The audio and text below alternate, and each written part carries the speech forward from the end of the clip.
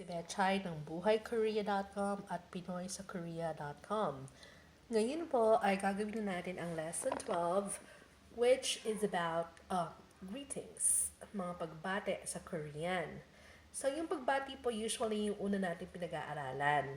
So ngayon po, natatandaan niyo sa lesson 10, inintroduce ko na kayo sa annyeonghaseyo. At ano nga ba ang annyeonghaseyo? Ito ay ginagamit na pagbati ng mga Koreans. At in place of good morning, good afternoon, good evening, hindi natin iniisa-isa yon. Pag nagkita tayo or pag nakakita tayo ng kaibigan or ng kaopisina or kakilala, ang pagbati natin ay annyeonghaseyo. Okay? So, ang pagsulat ng annyeonghaseyo ay annyeonghaseyo. So, halimbawa, nakita ka ng boss mo. Ayan. Or ng katrabaho mo. At greet ka. Annyeonghaseyo. Ano naman ang isasagot mo? So, ang isasagot mo ay pareho lang. Annyeonghaseyo. So, annyeonghaseyo din lang ang response mo. Okay? So, kunyari, ng boss mo. Okay? Or ikaw. So, sabi niya, annyeonghaseyo. So, greeting niya, annyeonghaseyo. Ganun din. So, pag mababati po tayo ng annyeonghaseyo, usually nagbabaw tayo ng konti. Hindi po yung hanggang bewang. Mga 90 degrees is okay. So, annyeonghaseyo. And then, ang greeting natin, annyeonghaseyo. Okay? So, ito po yung pinakaunang greeting natin. So, pangalawang greeting is,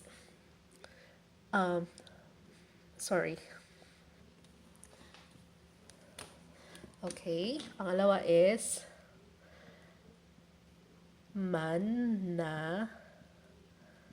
so banggap sumnida.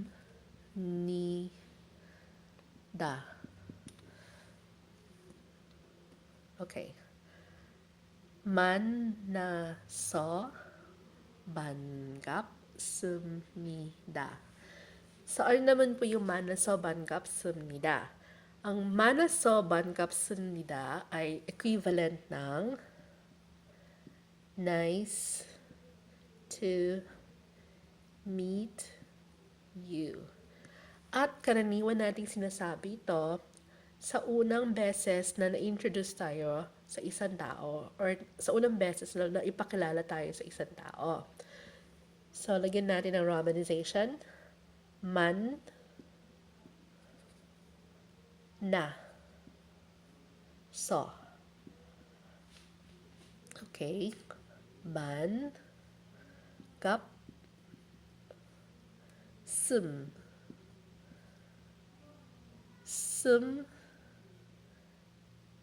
nida. So, kung mapapansin nyo to, ang tamang romanization nito ay sup. Okay? Sup. Kasi, ang tunog niya ay pa pag final consonant. Pero, ang basa natin sa kanya ay sum. So, manaso banggapsumnida. Bakit nagpapalit to? Kasi po, yung susunod na syllable ay may tunog na na. So, nagkakaroon ng continuation sa tunog between sup, and n. So, sumnida. Manaso banggapsumnida. Okay? So, ang ibig sabihin nito, nice to meet you. At ano naman po ang pwede nating i-reply pag sinabihan tayo nito? Pwedeng sabihin natin, manaso banggapsumnida, pareho lang. Pwede ring, ne banggapsumnida. Yes, nice to meet you too. Or pwede lang, banggapsumnida, pwede yun lang. Okay? So, mana서 반갑습니다. Ito po yung pangalawa. Now, yung pangatlo naman is miyanhamnida. Ano naman po ang ibig sabihin ng miyanhamnida? Miyanhamnida, lagyan natin ng romanization. Mi, an, ham, ni, da. Same reason, ito hap. Kung ito lang hap ang pronunciation niya, pero dahil sa kasunod na syllable, nagiging ang kanyang pronunciation. So, miyan hamnida. Okay? Ang ibig sabihin ng miyan hamnida is, I'm sorry. Okay? So, for example, naglalakad kayo, tapos may nakabungguan kayo, pwede ka mag-sorry. Miyan hamnida. Pero sa Korea, usually, hindi nagsasorry pag may nabunggo. Kasi normal lang yun eh. Wala lang yun. Walang personalan. So, usually pag naglalakad kayo, tapos may nabunggo or may nakabunggo kayo, wala yun. You don't need to say sorry. Forget it. Pero, halimbawa, may natapakan ka or may nasagi ka at nasaktan ng sobra, pwede mo sabihin, miyanhamnida. Okay? Miyanhamnida. Miyanhamnida means, I'm sorry. At, ano naman yung pwedeng reply ng tao? Ang reply usually is, 괜찮아요. It's okay. So, 괜찮아요.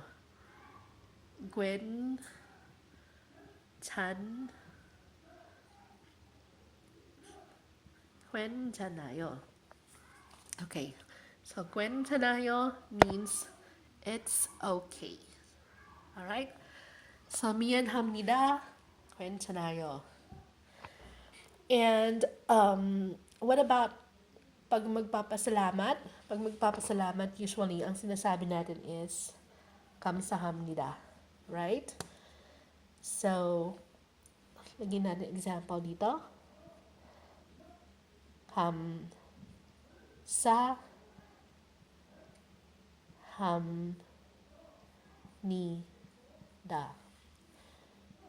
So, 감사합니다.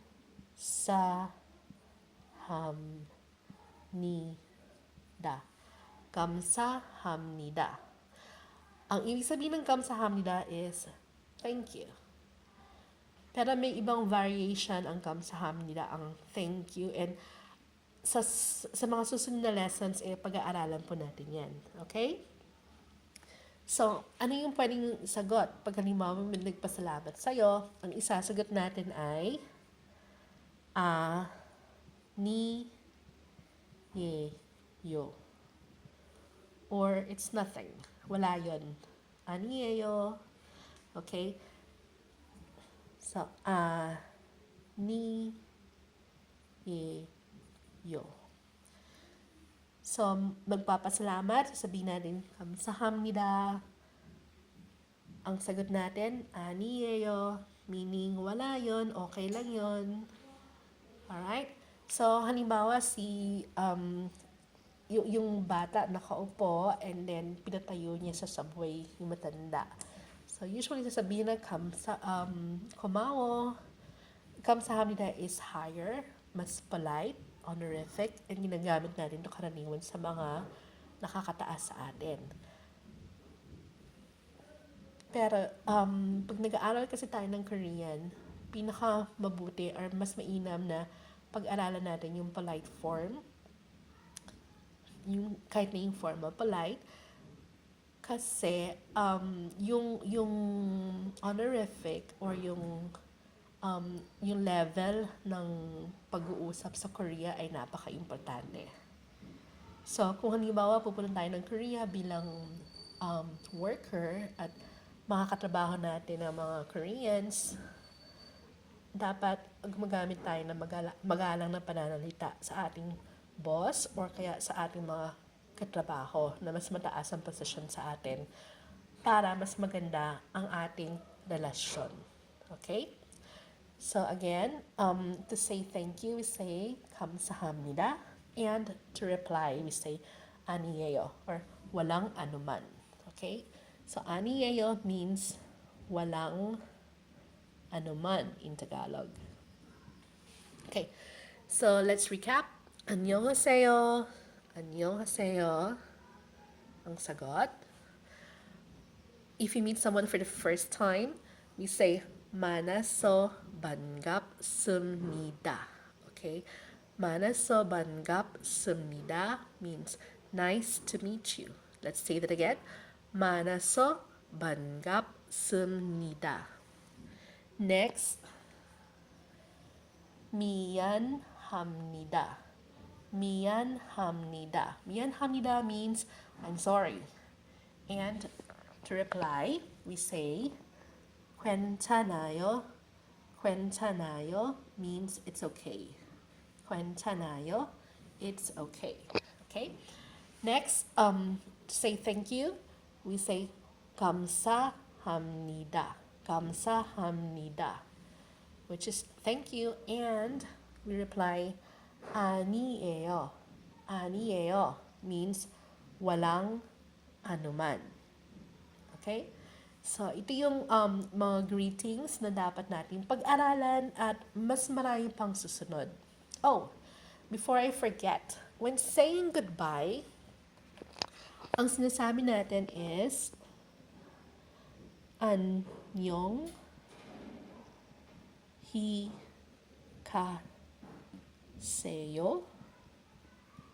at Annyeong 계세요.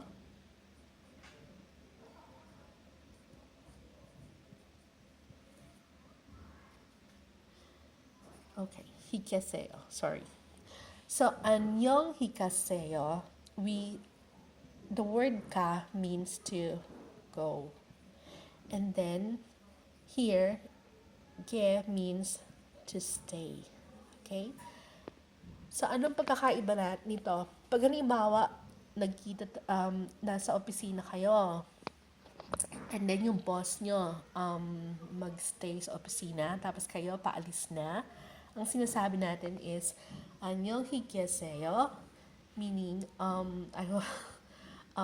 saying goodbye to someone who is staying.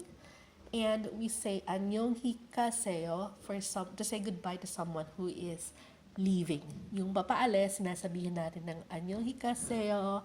At yung mag-stay naman, sinasabihin natin ng 안녕히계세요.